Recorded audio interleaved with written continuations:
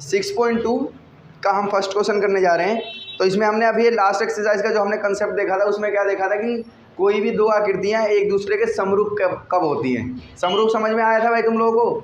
समरूप कब होती है? जब वो समान अनुपात में होती है। समान अनुपात में होती है। समान अनुपात से क्या मतलब है ये हम अभी देखेंगे। जो हमारी देखो पहला क्वेश्चन है, इसकी जो आकृति दे रखी है इसको बना लेते हैं। पहले क्वेश्चन में देखना हमें आकृति दे रखी है, यहाँ पर एक फर्स्ट आकृति दे रखी है।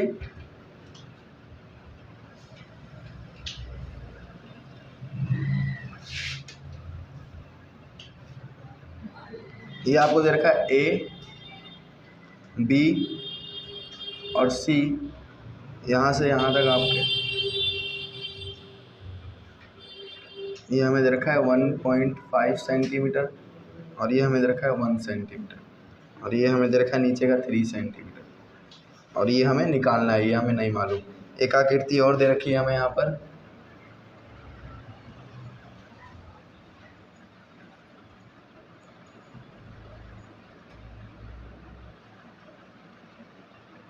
इसका नाम हमें दे रखा है ए, बी, सी और डी और ई। ठीक है, ये वाला हमें दे रखा है 7.2, ये हमें दे रखा है 5.4 सेंटीमीटर और ये हमें दे रखा है 1.8 सेंटीमीटर। ठीक है, सेकंड पार्ट है हमारे पास।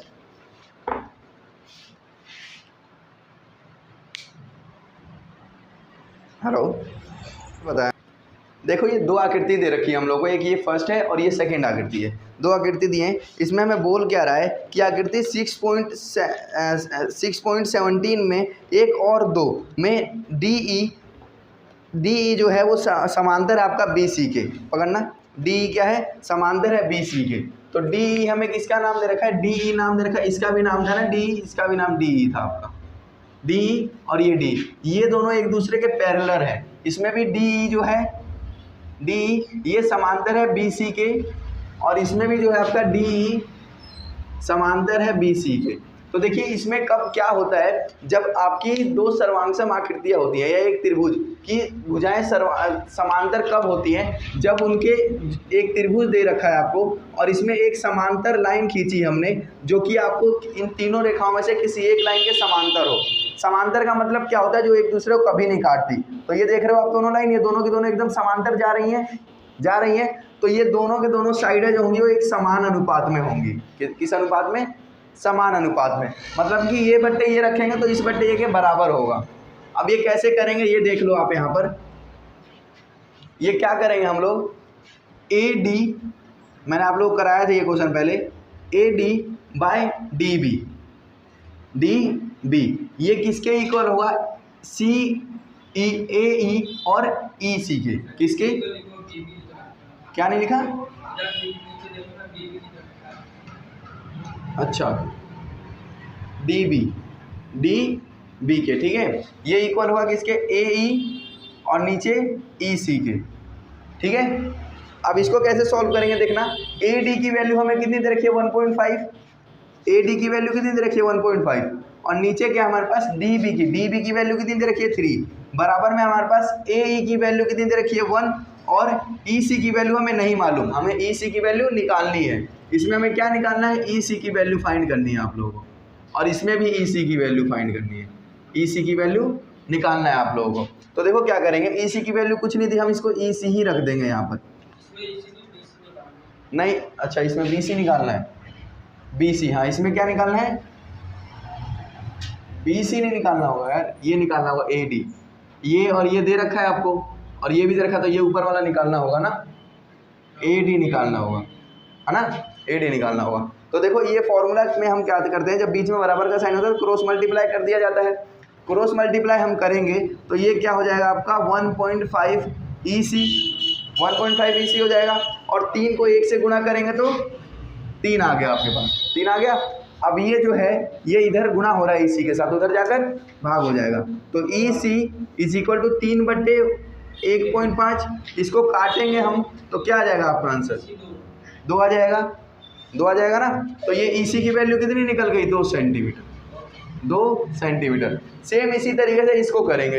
इसमें क्या होगा आपका AD by DB, AD by DB, और इधर की साइड क्या हो जाएगा AE बाय EC। ठीक है भाई।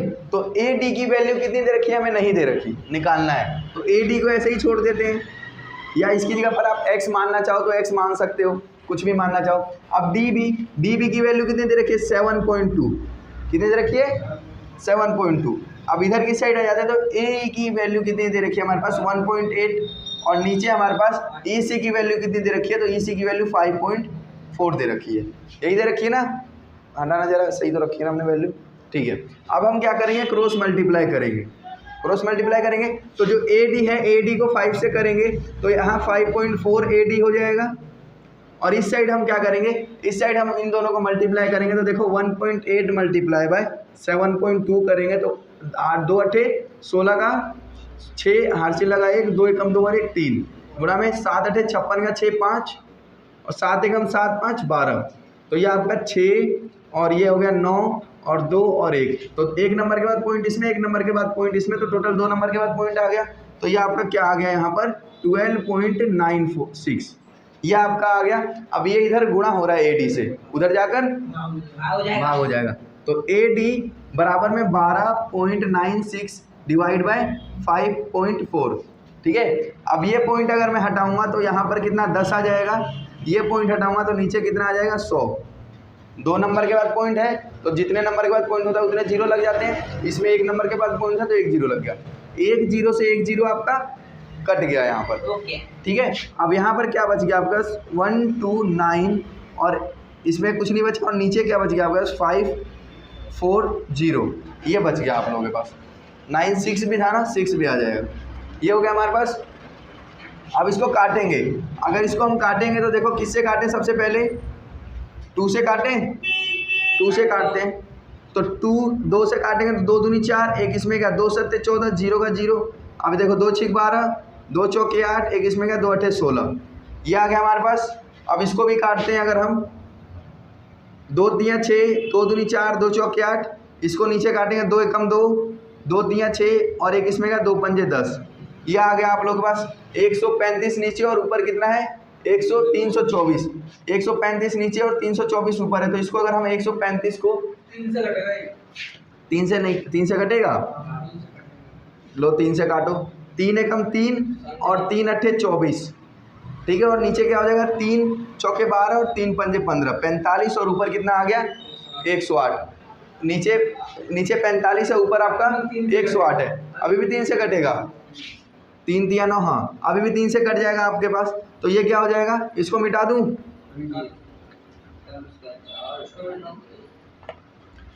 इसको लिख देते हैं एक बार। यहाँ क्या आ गया हमारे पास 108, और नीचे क्या है हमारे पास 45 था। अब इसको काटेंगे 3 से तो 3 एकम 3, 3 पंजे 15, 3 3 9, 3 6 18। अब ये कटेगा, अब नहीं कटेगा ये 15 एकम 15। अब इसको सीधे 15 के टेबल से कर देते हैं, 15 एकम 15, 15 दूनी 30, कितना बच गया इसमें से 6, पॉइंट लगा के 0 लगाएंगे, 15 कम 30, 15 चौके 60, तो 2.4 आ गया इसका। ये इसकी वैल्यू कितनी आ गई आपकी 2.4। तो AD is equal to, AD निकालना था ना, हाँ AD इज इक्वल टू कितना आ गया आपका 2.4। बस इसको नोट डाउन कर लो, ये हो गया आपका क्वेश्चन, यही निकालना था हमें इसमें। पॉज कर दो। देखो भाई क्वेश्चन नंबर 2 देखो। अब यहाँ पर क्वेश्चन नंबर 2 में हमें क्या बोल रहा है, किसी त्रिभुज PQR की भुजाओं PQ और PR क्रमशः बिंदु E और F स्थित हैं। देखो क्या बोल रहा है, एक त्रिभुज है जिसका नाम क्या है PQR, एक त्रिभुज है जिसका कि नाम हमें क्या दे रखा है PQR। क्या नाम दे रखा है भाई PQR, इसका नाम हमें दे रखा है PQR नाम दे रखा है इस त्रिभुज का। और इस त्रिभुज में PQ और PR पर E और F स्थित हैं। PQ पे क्या है, PQ पे E और PR पे F, ये दो नंबर, दो ये हमारे बिंदु स्थित हैं। इन दो बिंदु का मतलब है ये दो बिंदु कुछ इस प्रकार स्थित हैं, हटाना। निम्नलिखित में से प्रत्येक स्थिति के लिए बताइए कि EF क्यू आर के इक्वल होगा या नहीं होगा। हमें क्या बताना है, हमें ये बताना है कि नीचे जो ऑप्शन दिए गए हैं हमारे, ये नीचे जो हमारे ऑप्शन दिए गए हैं ये ई एफ क्यू आर के समांतर है या नहीं। क्या बताना है हमें, ई एफ समांतर है कि नहीं किसके, क्यू आर के। तो ये समांतर कब होंगे, जब इनका अनुपात और इनका अनुपात बराबर होगा। सिंपल सी बात है, जो हमने पहले भी करा था। तो इसमें देखो फर्स्ट क्वेश्चन में हमें दे रखा है, पहले में हमें क्या दे रखा है, इन सबकी वैल्यू दे रखी है। पहले में हमें क्या दे रखी है, वैल्यू दे रखी है इन सबकी। तो देखो फर्स्ट की हमें जो वैल्यू दे रखी है, क्या दे रखी है यहाँ पर, पी ई की वैल्यू हमें कितनी दे रखी है, पी ई हमें वैल्यू जो दे रखी है, P E is equal to 3.9 दे रखा है। कितना दे रखा है भाई, 3.9 सेंटीमीटर। उसके बाद में आप लोगों को ई क्यू दे रखा है, ई क्यू कितना दे रखा है, तो ई क्यू हमें 3 सेंटीमीटर दे रखा है। और आप लोगों को क्या दे रखा है, पी और एफ दे रखा है। क्या दे रखा है, पी और एफ। पी एफ कितना दे रखा है, 3.6 सेंटीमीटर। और एक चीज़ दे रखी है यहाँ पर आप लोगों को, एफ आर दे रखा है। एफ आर कितना दे रखा है हमें, 2.4 सेंटीमीटर। ये हमें वैल्यू दे रखी है। तो 1 2 3 4 वैल्यू दे रखी है हमें यहाँ पर। अब समांतर हमें बताना है कि ये दोनों बताओ समांतर है या नहीं लाइनें। तो लाइनें समांतर कब होंगी, जब इस साइड का अनुपात में इस साइड का अनुपात बराबर आ जाएगा। बराबर आ जाएगा तो हमें वैल्यू क्या दे रखा है, पी की वैल्यू, पी का यहाँ पर ये रहा, इसकी वैल्यू 3.9 सेंटीमीटर दे रखी है। और ई क्यू की वैल्यू कितनी दे रखी है, ई क्यू की वैल्यू हमें 3 सेंटीमीटर दे रखी है। पी एफ की वैल्यू हमें 3.6 सेंटीमीटर दे रखी है। और एफ आर की वैल्यू आप लोगों को 2.4 सेंटीमीटर दे रखी है। ये हो गया। अब हम इसको कैसे चेक करेंगे कि समांतर है या नहीं। तो देखो यहाँ पर P E by E Q, P E by E Q is equal to होना चाहिए आपका P F by F R के। ठीक है, P F by F R के। तो पी ई की वैल्यू हमें कितनी दे रखी है, 3.9 सेंटीमीटर। और ई क्यू की वैल्यू हमें 3 सेंटीमीटर दे रखी है। ठीक है, इस साइड हमें एफ आर की वैल्यू 3.6 सेंटीमीटर और हाँ पी एफ की वैल्यू हमें 3.6 सेंटीमीटर और एफ आर की 2.4 सेंटीमीटर। अब इसको अगर हम काटेंगे तो यहाँ पॉइंट से तो ये तो कटेगा नहीं, कर 3 1 जा 3 और 3 3 जा 9, 1.3 आ गया आपका। इस साइड का कितना आ गया, 1.3 कटाना, 3 एकम 3 3 और 3 तिया 9। अब इस साइड देखते हैं हम लोग, पॉइंट से पॉइंट आपका कट गया, यहाँ पर पॉइंट से पॉइंट कट गया। अब देखो 2 से काटते हैं इसको, 2 एकम 2, 2 दूनी 4, 2 एकम 2, 2 अठे 16। ठीक है, फिर से 2 से काटते हैं, 2 6 12, 2 नीम 18। तो ये 6 9/6 आ गया आपके पास। फिर से काटते हैं, 3 दूनी 6 और 3 तिया 9। तो ये कितना आ गया आपके पास, 3/2। कितना आ गया आपके पास, 3/2, 3/2 आ गया। अब इसको अगर हम काटेंगे तो 2 एकम 2, 1 बच जाएगा, पॉइंट लगा 0 लगाएंगे तो ये 3 तिया 9, तो 1.3 आ गया ना। तो हमारा 1.3 इज इक्वल टू 1.3 हो गया। तो हम लिख सकते हैं कि ई एफ पैरेलल है, यानी कि समांतर है क्यू आर के। लिख सकते हैं ना, इस लाइन का जो 2 लाइन होती है इसका मतलब होता है समांतर, मतलब ये वाली लाइन इसके समांतर है, कहीं नहीं जाके काटेगी। तो ये हमारा हो गया, ये प्रूव हुआ कि ये वाली लाइन इसके समांतर है। सेम इसी तरीके से इसमें बाकी के आप लोगों को सारे क्वेश्चन करने हैं। इसमें आपको 2 पॉइंट और दे रखे हैं और इसमें सारे सबके मान दे रखे हैं। यहाँ पर हमारे सबके मान दे रखे हैं अलग अलग, पी के सबके अलग अलग मान दे रखे हैं और आप लोगों को करने हैं। तो ये कर लेना आगे क्वेश्चन। ठीक है, देखो भाई क्वेश्चन नंबर 3 में, थर्ड क्वेश्चन में हमें क्या दे रखा है, एक त्रिभुज दे रखा है कुछ इस तरीके का। इसमें आप लोगों को 2 त्रिभुज बने हुए दिख रहे हैं, एक ये वाला त्रिभुज जो ये ऊपर बना हुआ है आपका ये त्रिभुज, और एक ये नीचे वाला त्रिभुज जो ये बना हुआ है आपका। ये 2 त्रिभुज बने हमारे यहाँ पर, 2 त्रिभुज बने। इसमें हमें बोल रखा है कि एल एम वाली लाइन सी बी वाली लाइन के एकदम समांतर है, मतलब कि ये वाली लाइन एल एम ये समांतर है इस वाली लाइन के, पूरी एक दूसरे को कभी नहीं काटेंगे। ठीक है, ऊपर वाले त्रिभुज। नीचे वाले में हमें क्या हो रहा है, एल एन समांतर है सी डी के। एल एन ये वाली लाइन इस वाली लाइन के पूरी की पूरी पैरेलल है, समांतर ही हमें दिया हुआ है। हमें सिद्ध क्या करना है कि A M by A B, क्या सिद्ध करना है हमें, ए एम ये वाली लाइन बाय ये वाली लाइन ये बराबर हो जाएगी इस वाली लाइन बाय इस वाली लाइन के। ठीक है, तो ये देखो सिद्ध कैसे करेंगे हम इसको, ये देखते हैं हम लोग यहाँ पर। हम पहले बात करते हैं ऊपर वाले त्रिभुज की। कौन से त्रिभुज की, ऊपर वाले की। तो त्रिभुज की हम बात करें जिसकी उसका नाम है ए बी सी, ऊपर वाला त्रिभुज ए बी सी, इस वाले त्रिभुज की हम बात कर रहे हैं। इस त्रिभुज में हम देखेंगे कि हमारा A M by A B अब हमने ए बी क्यों रखा, हमें ये बाई ये रखना चाहिए था, हमने इसलिए रखा क्योंकि A M by A B ही बोल रखा है यहाँ पर, तो हम नीचे भी इस साइड भी उसी तरीके से रखेंगे, ए एल बाय ये पूरा रखेंगे, क्या रखेंगे, ए एल बाय ए सी, इस तरीके से जो जैसा हमें सिद्ध करने के लिए बोलेगा हमें प्रूफ भी उसी तरीके से करना पड़ेगा। अब इसको हम नाम दे देंगे पहला समीकरण, ये हमारा कौन सा समीकरण बन गया, पहला वाला। अब नीचे वाले त्रिभुज में अगर हम देखें तो त्रिभुज हमारा हो जाएगा ए सी डी या ए डी सी, आप कुछ भी बोल सकते हैं इसको। तो ए सी डी में अगर हम देखें तो हमारा A N by A D, A N by A D, A N by A D हो जाएगा आपका, ये नहीं लेंगे, A N by A D इस साइड वाला लेंगे, क्या लेंगे हम, ए एल, नहीं ठीक था, A N by A D equal हो जाएगा ए एल बाय ए सी के, ये हमारा सेकंड समीकरण बन गया।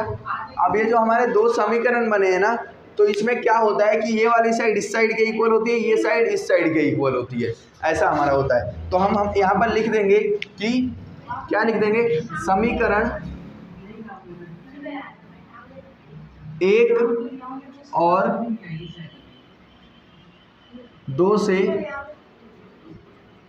तो समीकरण 1 और 2 से क्या होता है हमारा यहाँ पर कि ये साइड इस साइड के इक्वल, ये साइड इस साइड के इक्वल, तो ये सिद्ध हो गया हमारा कि ये वाली साइड ए एम वाली A M by A B ये बराबर हो गया A N by A D के। ये क्वेश्चन है आपका, ये यहाँ पर सिद्ध हो चुका है जो हमें सिद्ध करना था, तो हम यहाँ लिख देंगे सिद्ध हुआ। ठीक है, ये क्वेश्चन आपका कंप्लीट हो गया।